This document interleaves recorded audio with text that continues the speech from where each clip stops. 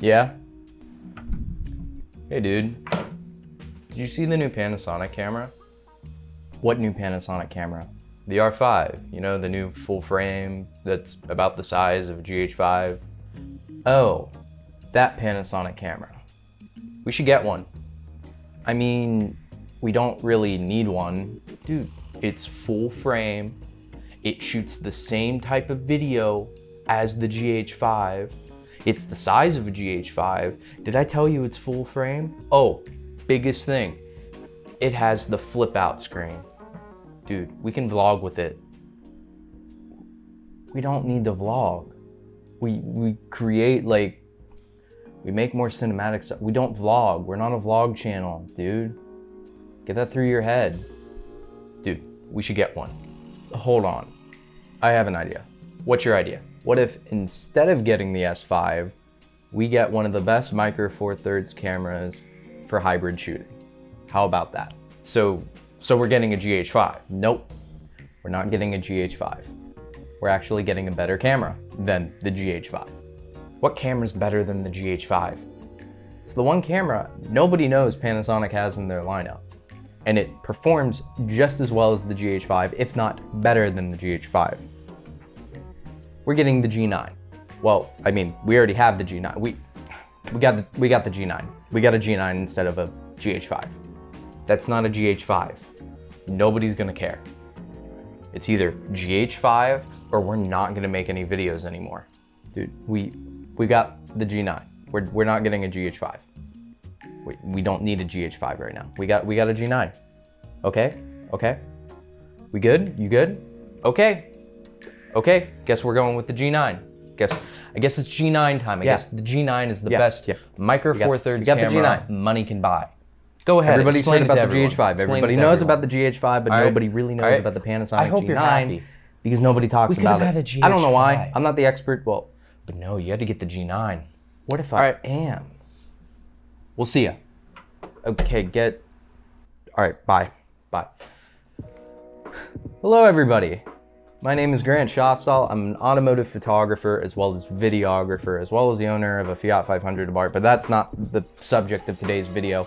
Today, I want to talk to you guys about one of the most underrated cameras of 2020, one of the best performing micro four thirds cameras for hybrid shooters out there. It is the Panasonic G9. Why has nobody else talked about this camera more lately? Like, I am beyond belief with the amount of people who have not really looked into this camera or saw their potential. As you saw with the little skit, my little friend, it's not a skit, my little friend who walked in here and talked to me about the Panasonic S5 that they just released a $2,000 full frame camera. Literally, in my eyes, it looks almost identical to this, down to the little red stripe here. I mean, it also looks very similar to the S1, the S1H, yada, yada, yada, the bigger full frame bodies. Except this full frame body is honestly the same size as this. But that's not the subject of today's video. That camera isn't even officially released yet to the public. This camera, however, has been released to the public for a few years now. It's a little bit newer than the GH5, but honestly, why would you not go with this camera over the GH5 for hybrid shooting? Okay, I will admit this camera is not as powerful as the GH5 whenever it comes to video, but that's not the point. What I'm trying to explain is that this is the best micro four thirds camera for hybrid shooting. In case you don't know what hybrid shooting is, that means it excels both in video and photos. This excels in both. I am absolutely blown away with this camera. I bought it on a whim, honestly. It was cheap for the price. This is a $1,000 body. $1,000, it's about $200, $300 cheaper than the GH5. New, this is new. I didn't buy it used, I bought it brand spanking new. It is a little bit cheaper than the GH5. It is $1,000 cheaper than this new S5 that's coming out, which I will say, it's a good camera. If you need a full frame camera and you don't want to bust the bank on buying a full frame mirrorless, the S5 is amazing. It's a very capable camera. But this is a better camera when it comes to the Micro Four Thirds format from Panasonic. Disclaimer, I am shooting this on my GX85, so if it looks a little different than the other videos I've done, it's because we're not shooting on this. I've actually shot quite a bit on this camera.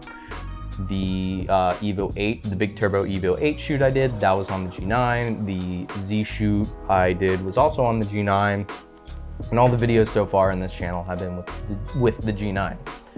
Another disclaimer, this video today is simply a sort of, this is the best Micro Four Thirds hybrid shooting camera out there, and it's not a full review, but I do want to go over specs. It has about a 20 megapixel Micro Four Thirds sensor, as well as 4K recordings from 24, 30 to 60. I'm not quite sure about 50. I haven't seen it in here. Both with 4K 24 and 30, you can shoot 10-bit 422 color. That is very important when it comes to comparing this to the GH5.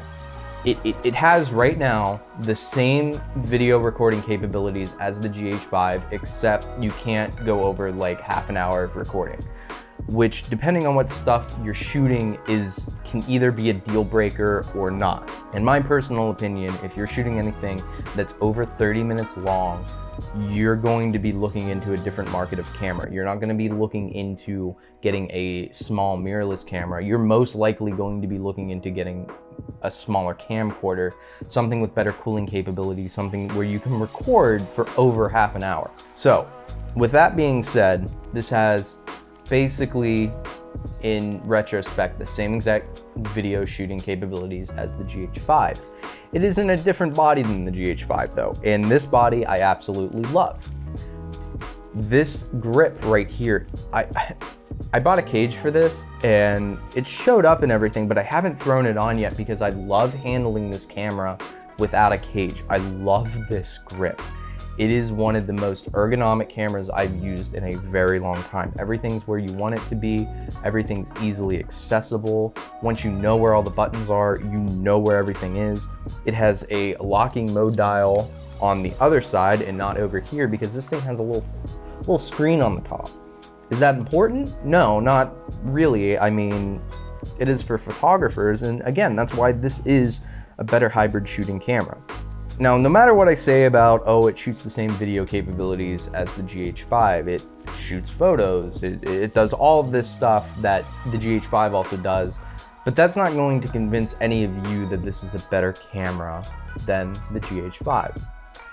But what I think will convince you is one of the handicaps when it comes to Panasonic cameras, and that is the autofocus.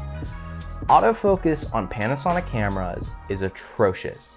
It is one of the reasons why I feel like not a lot of people switch over to Panasonic. It's because of the autofocus. They rely on autofocus, and that's okay. I mean, honestly, it'd be a lot better if you just use manual focus, but there's times where autofocusing is very crucial if you're doing run and gun style shooting.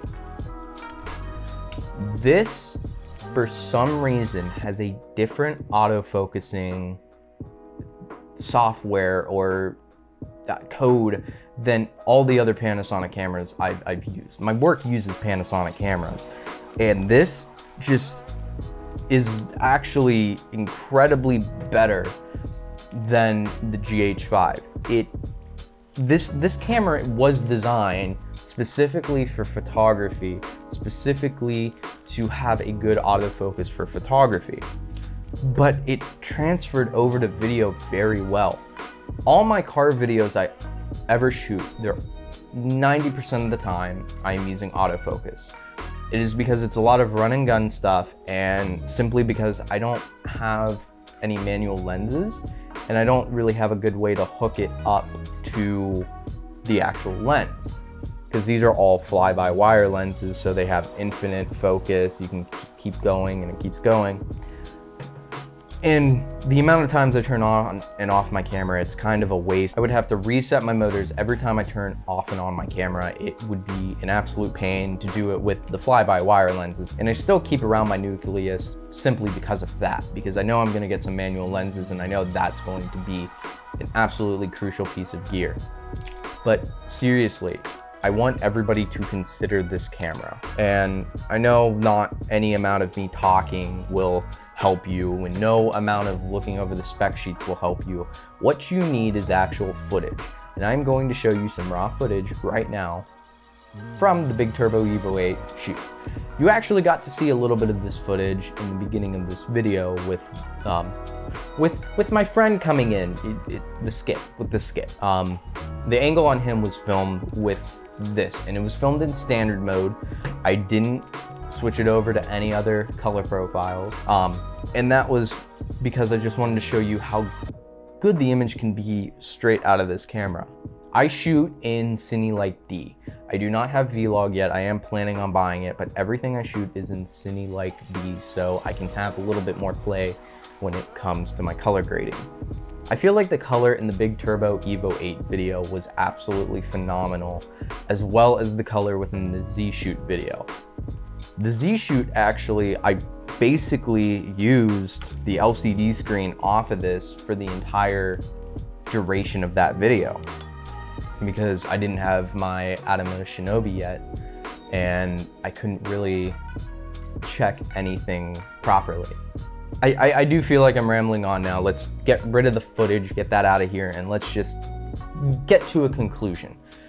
Hold that thought. Before we go back to the normal video, I just realized I forgot to talk about the photography aspect of this camera, and which makes it a good hybrid shooter. One of the biggest reasons why I love this for photography is just how ergonomic this body is to control both your shutter, your aperture, your ISO. Everything about the body is absolutely fantastic for photography. Having that flip out display is very nice to get some very low angles, as well as that viewfinder. The viewfinder is absolutely fantastic. It is one of my favorite viewfinders I've ever used for photography. It blew me away. This was also the first camera I did a night photography shoot with, and surprisingly, the level of noise out of this camera was very minimal. I was at about 640 ISO, and it handled it like a champ. Obviously, when I was editing these photos in Lightroom, I did a denoiser, but even still, it handled it like a champ. Really, the biggest reason why I feel like this is a better hybrid camera in the photography aspect than the GH5 is just how ergonomic this body is when it comes to taking photos. It is one of my favorite. As I said before, I don't even want to run a cage on this camera. It fits right in my hands perfectly. The buttons are placed absolutely perfectly. The autofocus is fantastic when it comes to photos and video as well. But this is just a little photo section. I hope you guys enjoyed. Back to the video. Because this isn't the review, and the review is where I'll genuinely go in depth, but I do want everybody watching this video, if you are in the market for a new Micro Four Thirds camera, and I know Micro Four Thirds is sort of starting to go on the downhill, but if you are like me and you want this format to continue being a big hit within the photography and videography scene, please check out the G9.